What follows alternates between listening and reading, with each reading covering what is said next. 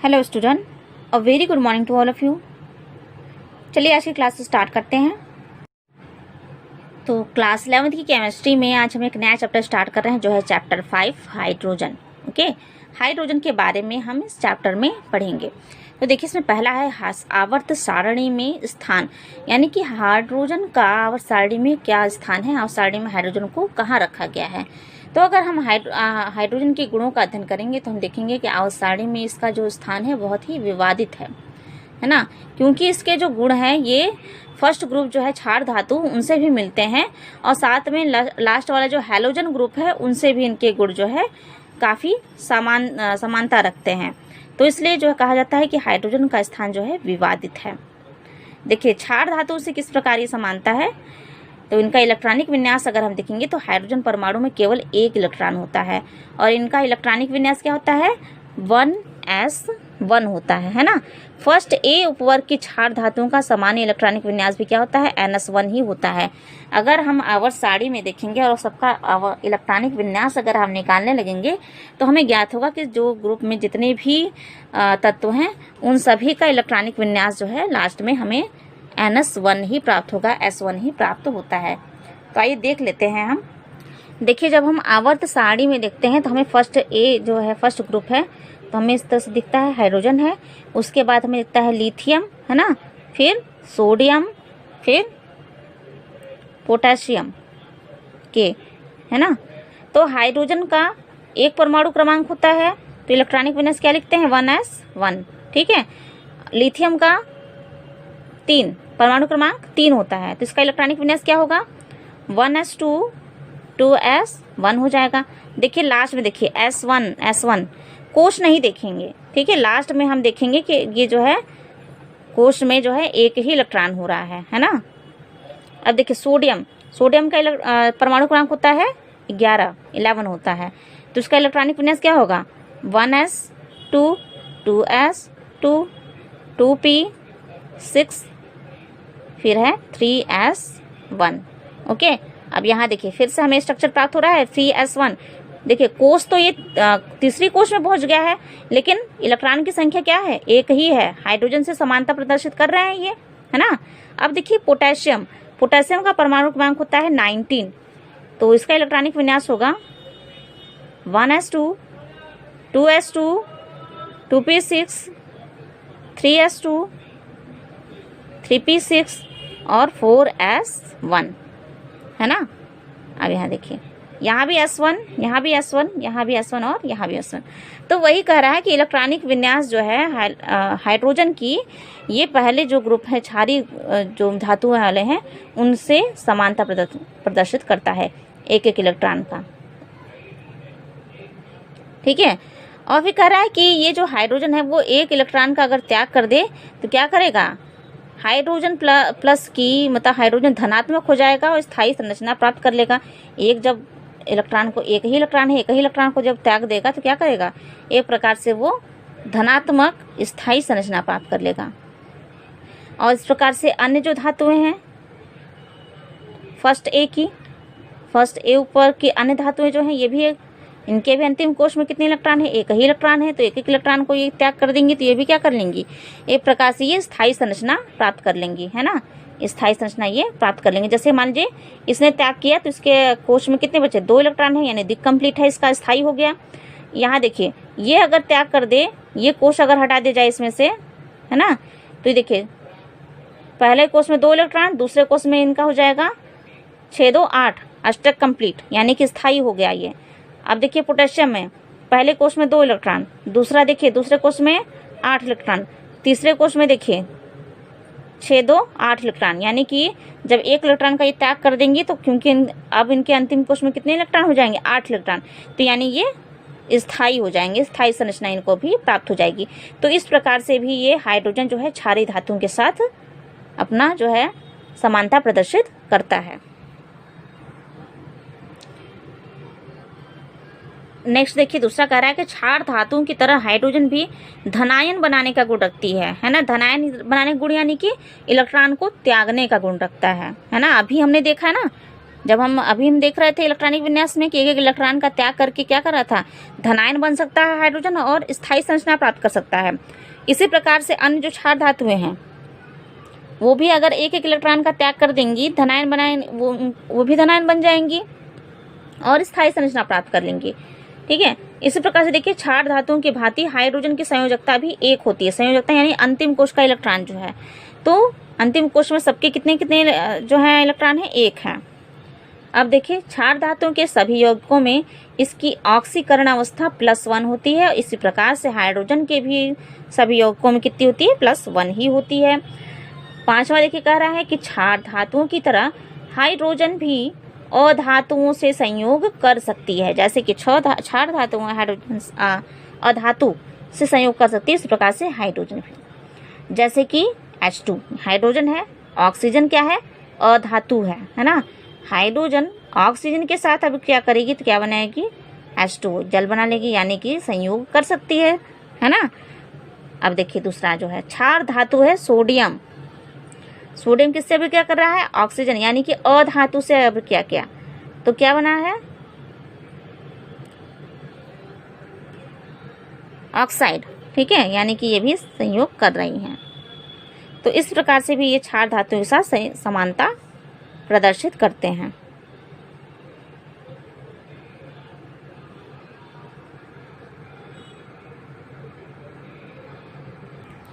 Next heading देखिए, halogen तत्वों से समानता, है ना। अभी हमने देखा है कि कैसे वो क्षारीय धातु से समानता था।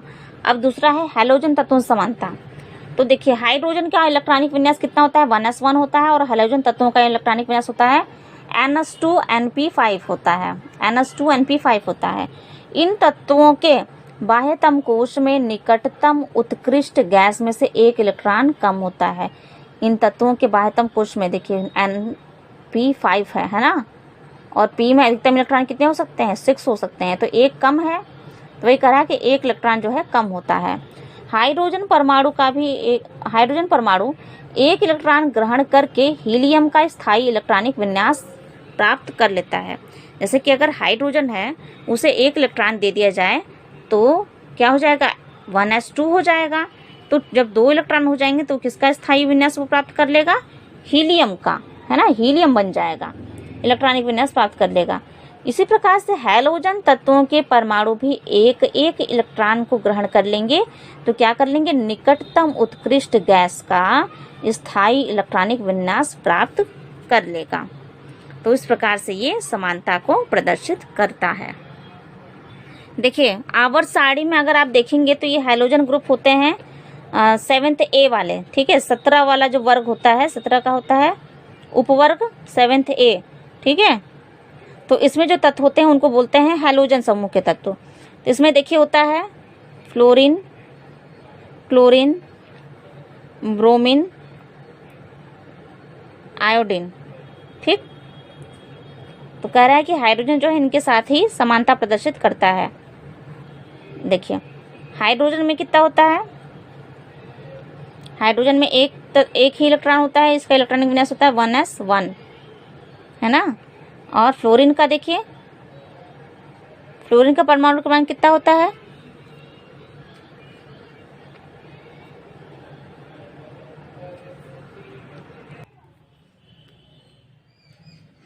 फ्लोरीन का परमाणु क्रमांक होता है 9। तो इसका इलेक्ट्रॉनिक विन्यास होगा 1s2, 2s2, 2p5।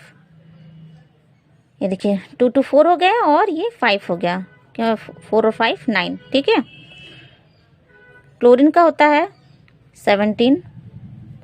तो इलेक्ट्रॉनिक विन्यास क्या होगा इनका, 1s2, 2s2, 2p6, 3s2, 3p5। देखिए लास्ट में हमें प्राप्त हो रहा है ना 5, यहाँ भी 5। देखिए दूसरा जो कोश है, अंतिम कोश इसका S2 5 है ना, S2 है P5। यहाँ देखिए यहाँ भी है S2 और P5। ब्रोमीन का होता है 35। तो इलेक्ट्रॉनिक विन्यास क्या होगा, 1s2, 2s2, 2p6, 2p6, 3s2 3p6 3d10 4s2 4p5 है ना। देखिए अंतिम कोश इसका चौथा कोश जो है 4s2 4p5 ये स्ट्रक्चर प्राप्त हुआ। देखिए आयोडो का होता है 53 53 होता है, तो इसका इलेक्ट्रॉनिक विन्यास क्या होगा 1s2 2s2 2p6 3s2 3p6 3d10 4s2 4p6 4d10 5s2 और 5p5। ठीक, ये पांचवें कोष तक जा रहे हैं इसके इलेक्ट्रॉन। तो हम देखते हैं कि जिस तरह से हमें हाइड्रोजन में दिखता है एक ही इलेक्ट्रॉन है ना, फ्लोरीन में हमें दिख रहा है एक इलेक्ट्रॉन की कमी हम देखते हैं इसमें। ठीक है, यानी कि हाइड्रोजन जो है एक इलेक्ट्रॉन अगर प्राप्त कर लेगा तो ये अगला जो ग्रुप है, मतलब ग्रुप 18 की बात कर रहा है, 18वां वाला जो ग्रुप है। ठीक है, तो इसमें जो जितने भी तत्व हैं वो सभी क्या हैं, अक्रिय गैस हैं, स्थायी संरचना उनकी प्राप्त है। यानी कि उनमें जो है सभी जो है उनमें जैसे कि अगर हाइड्रोजन के बाद हीलियम की बात करें, दूसरा जो हीलियम है, हीलियम में 2 इलेक्ट्रॉन है, तो यानी कि उनकी जो वो है इलेक्ट्रॉनिक विन्यास 1s2 है, यानी कि वो स्थायी है ना। तो इसी प्रकार से फ्लोरीन में देखिए यानी एक इलेक्ट्रॉन की कमी है अंतिम कोश में। यहाँ भी 5 है, यहाँ भी 5 है, यहाँ भी 5 है और यहाँ भी 5 है। तो ऐड करेंगे तो 5 2 कितना हो रहा है 7, यहाँ भी 7 है ना, 7 है, 7 यानी कि अष्टक कंप्लीट इनका नहीं है। तो अष्टक कंप्लीट नहीं है तो इनको अष्टक कंप्लीट करने के लिए कितने इलेक्ट्रॉन की आवश्यकता है, 1 इलेक्ट्रॉन की। इसी प्रकार से हाइड्रोजन को अपना द्विक कंप्लीट करने के लिए कितने इलेक्ट्रॉन की आवश्यकता है, 1 इलेक्ट्रॉन की। तो इस प्रकार से ये समानता प्रदर्शित करता है हाइड्रोजन हैलोजन तत्वों से। ओके,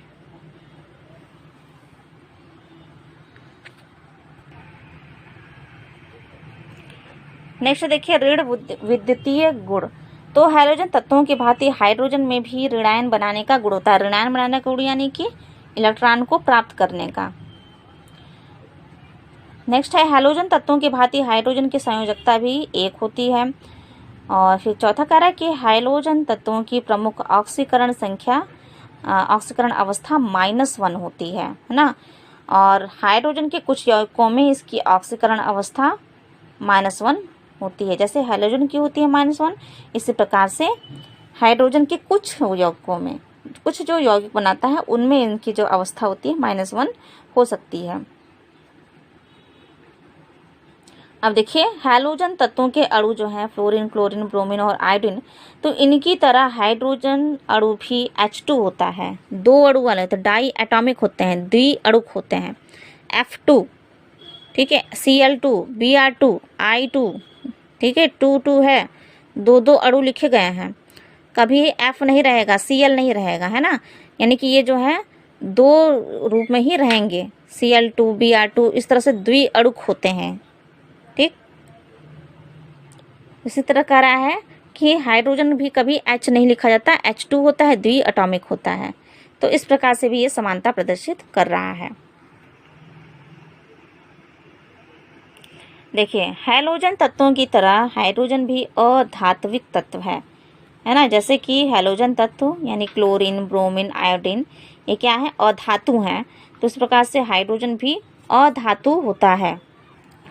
नेक्स्ट देखिए हाइड्रोजन तथा हैलोजन तत्व धातुओं से संयोग करके एक ही प्रकार के यौगिक बनाते हैं।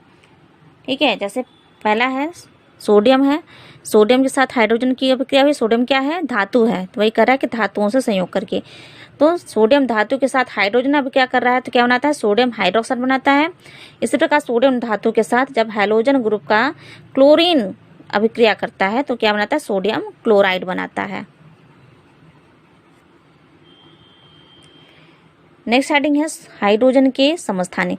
तो इस प्रकार से जो है ये इनका हैलोजन तत्वों से समानता प्रदर्शित करते हैं। ठीक है, तो अब जो है अगला जो टॉपिक है वो है हाइड्रोजन के समस्थानिकों पर।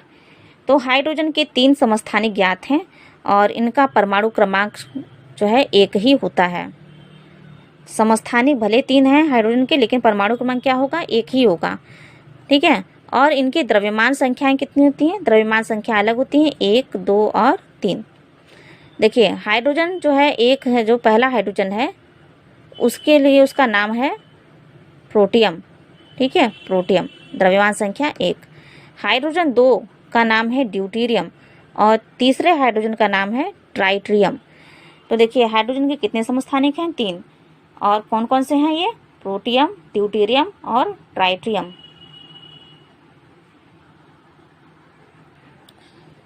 देखिए हाइड्रोजन पहला हाइड्रोजन जो है इसमें प्रोटियम इसको बोलते हैं। इलेक्ट्रॉन की संख्या 1 ही रहेगी और 1 प्रोटॉन। ठीक है, हाइड्रोजन 2 है, दूसरे हाइड्रोजन को बोलते हैं, दूसरे समस्थानिक को क्या बोलते हैं, ड्यूटेरियम।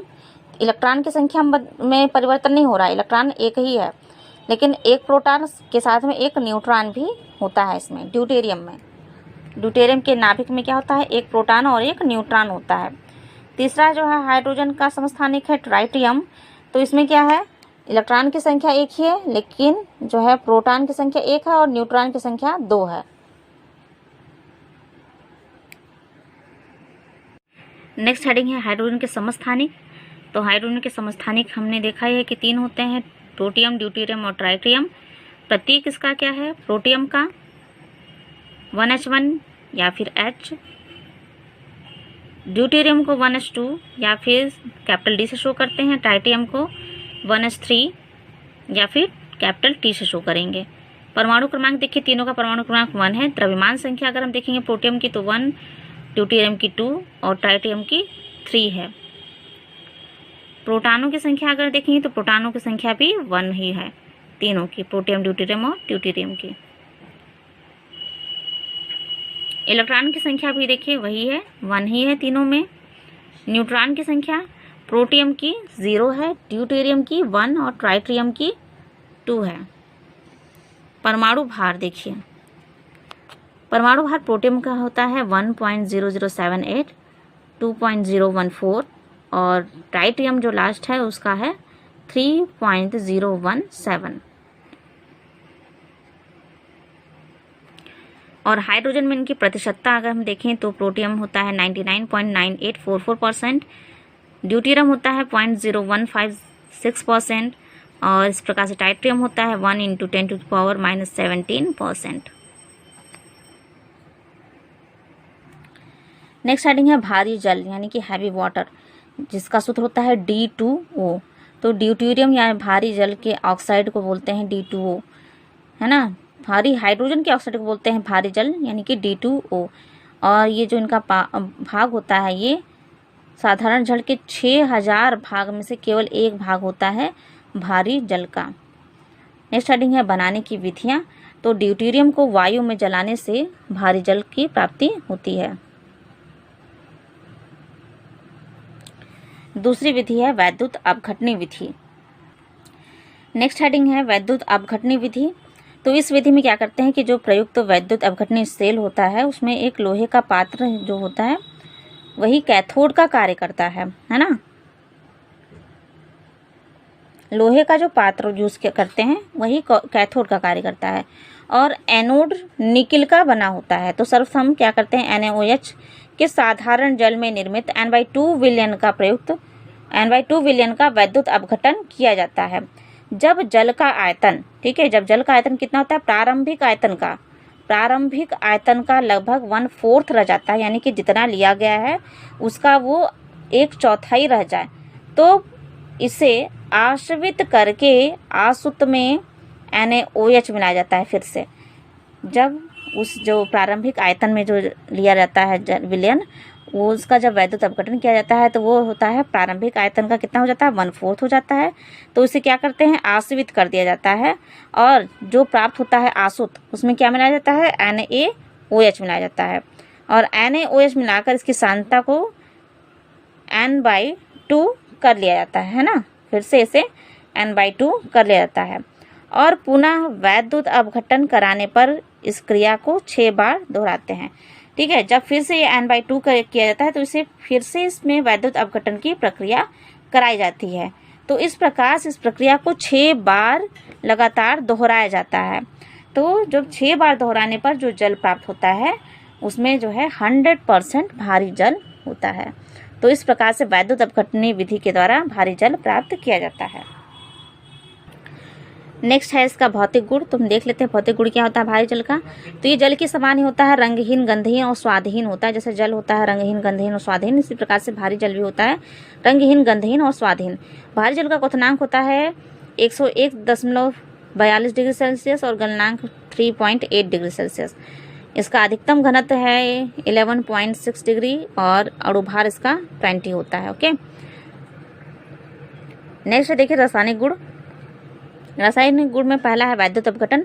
तो किसी वैद्युत अपघट यानी इलेक्ट्रोलाइट की अल्प मात्रा में उपस्थिति कराने पर इसका जो है वैद्युत अपघटन कराने पर हमें कैथोड पर होता है D2 ड्यूटेरियम प्राप्त होता है और एनोड पर O2 यानी ऑक्सीजन प्राप्त होता है।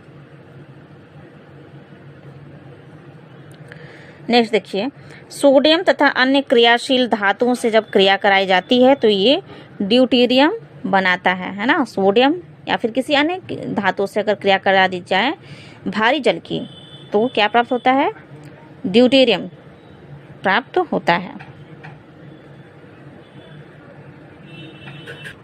नेक्स्ट हेडिंग है ऑक्साइडों के साथ अभिक्रिया। तो अम्लीय ऑक्साइड के साथ अभिक्रिया करके ये अम्ल और साथ में भास्मिक ऑक्साइडों के साथ क्रिया करके क्षार बनाता है।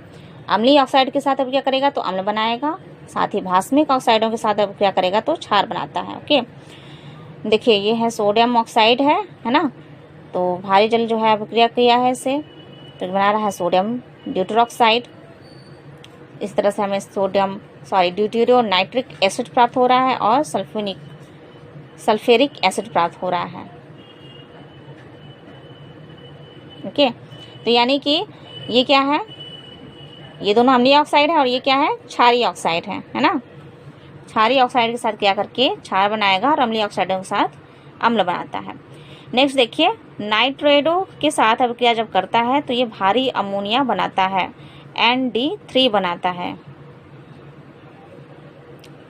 ठीक है, मैग्नीशियम के नाइट्राइड है, इनके साथ अगर अभिक्रिया करेगा भारी जल तो क्या बनाएगा, अमोनिया बना देगा, भारी अमोनिया बना देगा। ठीक है, ये है भारी अमोनिया का सूत्र। नेक्स्ट देखिए, कार्बाइडों के साथ क्रिया करके ये ड्यूटेरियम युक्त हाइड्रोकार्बन बनाता है। जब ये कार्बाइडों के साथ क्रिया करेगा जैसे एल्युमिनियम कार्बाइड और कैल्शियम के तो क्या बना दिएगा, ये ड्यूटेरियम युक्त का हाइड्रोकार्बन। यानी कि देखिए ड्यूटेरोमेथिन बना रहा है, ड्यूटेरो एसिटिलीन, ये क्या है, हाइड्रोकार्बन है।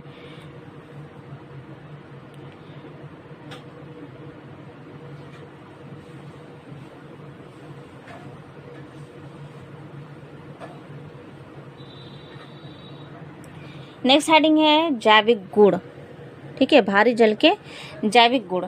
तो अगर हम देखें इसके जैविक गुण तो अगर प्राकृतिक रूप से ये बहुत ही कम मात्रा में हो, अगर किसी जल में भारी जल की मात्रा बहुत ही कम हो तो ये तो जीवधारियों के लिए हानिकारक नहीं होती है।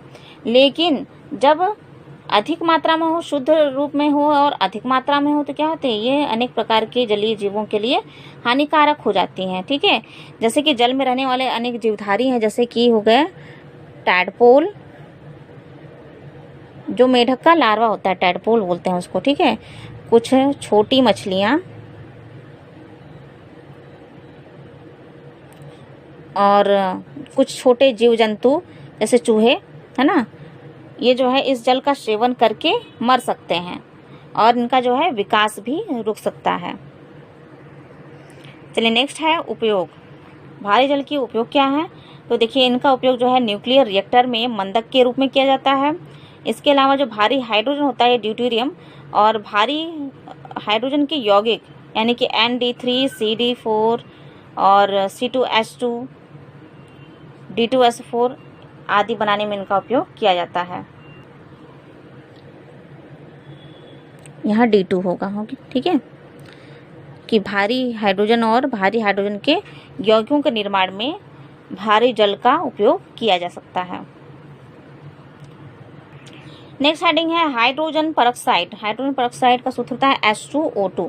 तो हाइड्रोजन परऑक्साइड जो है वो वर्षा के जल में या फिर कह सकते हैं वायुमंडल में बहुत ही कम मात्रा में, बहुत ही थोड़ी मात्रा में पाया जाता है ना। अब नेक्स्ट है देखिए बनाने की विधियाँ, हाइड्रोजन परऑक्साइड बनाने की विधि।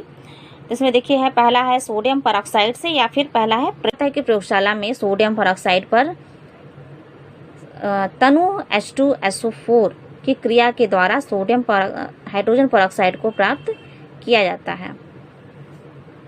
देखिए क्या होता है कि एक फ्लास्क में तनु H2SO4 यानी कि सल्फ्यूरिक अम्ल का विलयन लेकर उसमें धीरे धीरे से सोडियम परऑक्साइड डाला जाता है, तो जिससे कि अभिक्रिया होती है और अभिक्रिया करके हाइड्रोजन परऑक्साइड बन जाता है।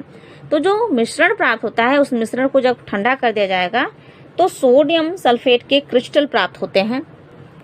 सोडियम सल्फेट के क्रिस्टल प्राप्त होते हैं। ठीक है, इसका सूत्र होता है Na2SO4 10H2O।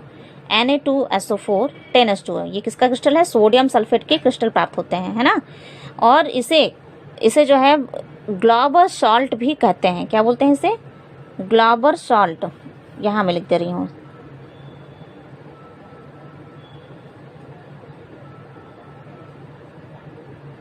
Okay, global salt भी बोलते हैं इसको, Na2SO4 10H2O को।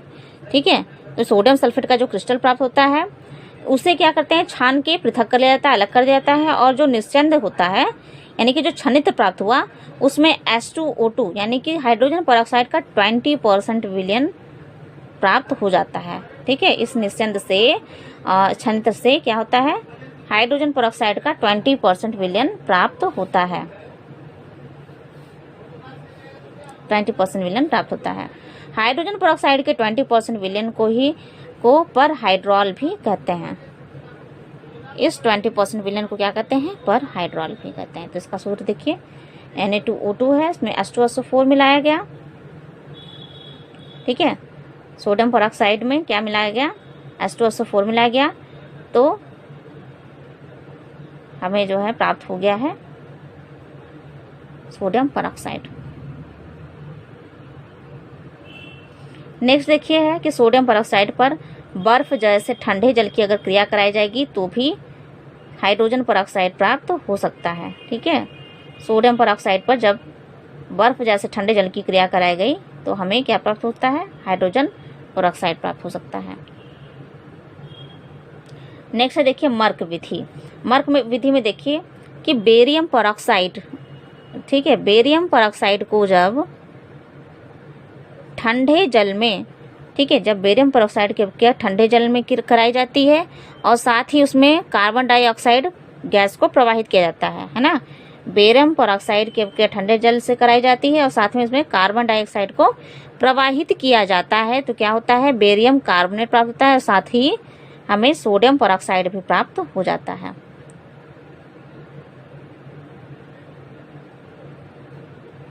देखिए मर्क विधि जो है ये पूछा जाता है कि मर्क विधि के बारे में बताइए, या फिर सोडियम परऑक्साइड बनाने की मर्क विधि के बारे में बताइए। तो मर्क विधि हम यही बताएंगे कि बेरियम परऑक्साइड को ठंडे जल से क्या कराई जाती है और साथ ही इसमें जब उसमें कार्बन डाइऑक्साइड गैस प्रवाहित किया जाता है तो बेरियम कार्बोनेट और सोडियम परऑक्साइड प्राप्त होता है।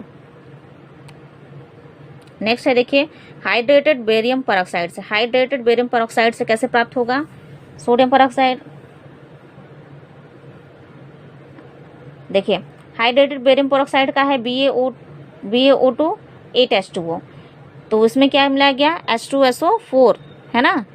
H2SO4 सल्फ्यूरिक अम्ल के साथ जब इसकी अभिक्रिया कराई गई, और सल्फ्यूरिक अम्ल कैसा है? डाइल्यूट है, तनु है। तनु सल्फ्यूरिक अम्ल के साथ जब क्रिया कराई जाती है तो हमें क्या मिलता है? हाइड्रोजन परऑक्साइड प्राप्त हो जाता है। ठीक है, साथ में बेरियम सल्फेट और जल भी। ये बेरियम सल्फेट है। फिर से सुन लीजिए, हाइड्रेटेड बेरियम परऑक्साइड की अभिक्रिया जब डाइल्यूट H2SO4 से कराई गई तो बेरियम सल्फेट के साथ हमें क्या मिलता है? Hydrogen peroxide. नेक्स्ट हेडिंग है पर डाइसल्फ्यूरिक अम्ल के भाप आसवन के द्वारा। तो पर डाइसल्फ्यूरिक अम्ल के कम दाब पर भाप आसवन विधि द्वारा हाइड्रोजन परऑक्साइड का औद्योगिक निर्माण किया जाता है। तो इस विधि में हाइड्रोजन परऑक्साइड लगभग 30% विलयन प्राप्त होता है। ठीक है, ये जो विधि है इसमें हाइड्रोजन परऑक्साइड का 30% विलयन प्राप्त होगा। तो पर डाइसल्फ्यूरिक एसिड का सूत्र है H2SO8। ठीक है, और इसको कह रहा है कम दाब पे भाप आसवन के द्वारा अभिक्रिया कराई गई तो क्या प्राप्त हुआ है, 30% विलयन प्राप्त हो रहा है हाइड्रोजन पर ऑक्साइड का।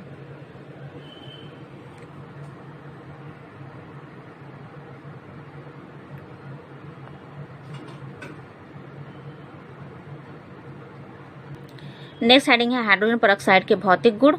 तो हाइड्रोजन परऑक्साइड होता है रंगहीन, गंधहीन होता है, गाढ़ा होता है, साथ ही पारदर्शी द्रव होता है। इसका क्वथनांक होता है 151 डिग्री सेल्सियस और हिमांक होता है यानी कि गलनांक, हिमांक यानी कि जमता है जिसपे, ठीक है, हिम बनता है, तो होता है 0.89% और 0.89 डिग्री सेल्सियस। और हाइड्रोजन परऑक्साइड जल, ईथर और अल्कोहल में पूर्ण रूप से विलेय होता है। नेक्स्ट है देखिए रासायनिक गुण। तो रासायनिक गुण में हम कहेंगे कि हाइड्रोजन परऑक्साइड एक अस्थायी पदार्थ होता है जो सूर्य के प्रकाश, ताप और खुरदरी सतह की उपस्थिति में जल तथा ऑक्सीजन से अपघटित हो जाता है ना। जल तथा ऑक्सीजन से क्या होता है, अपघटित ये हो जाता है। नेक्स्ट है तनु H2SO4, डाइल्यूट H2SO4 की उपस्थिति में फेरस सल्फेट FeSO4 को फेरिक सल्फेट Fe2SO4 का होल थ्राइस में ऑक्सीकृत कर देता है ये हाइड्रोजन परऑक्साइड, ठीक है। हाइड्रोजन परऑक्साइड क्या होता है, H2SO4 की उपस्थिति में फेरस सल्फेट FeSO4, ठीक है, फेरस सल्फेट को किसमें चेंज करता है, फेरिक सल्फेट में, ठीक, ये क्या है, फेरिक सल्फेट है।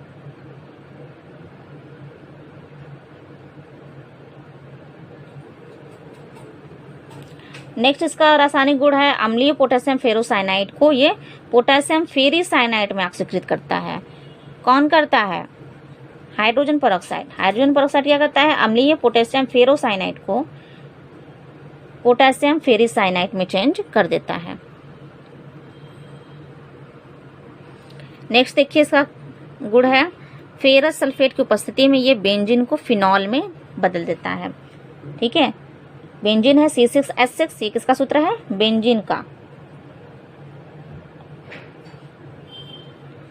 ठीक है। बेंजीन को ये क्या करता है, फिनॉल में, OH ग्रुप जुड़ा है इसमें ना, C6H5OH, तो फिनॉल में ये चेंज कर देता है।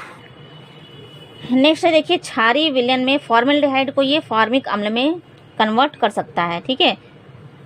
नेक्स्ट देखिए यह सिल्वर तथा मरकरी के ऑक्साइडों को सिल्वर तथा मरकरी में ये अपचयित करता है, यानी सिल्वर और मरकरी का जब ऑक्साइड होगा, ये देखिए सिल्वर का है और ये मरकरी का ऑक्साइड है, ठीक है। तो जब इनकी जब अपचय कराई गई हाइड्रोजन परऑक्साइड के साथ, तो किसमें चेंज कर दिया, सिल्वर में और मरकरी में ये अपचयित कर सकता है। इसके अलावा जो हाइड्रोजन परऑक्साइड है ये लेड डाई ऑक्साइड को लेड मोनोऑक्साइड में परिवर्तित कर सकता है, ठीक है। ये है लेड डाई ऑक्साइड और साथ ये है लेड मोनोऑक्साइड।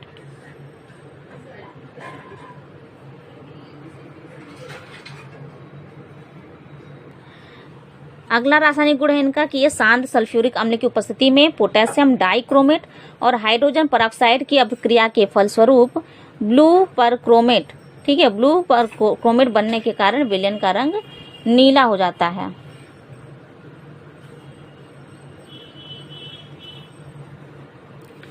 देखिए ये है पोटेशियम डाइक्रोमेट का सूत्र, ओके।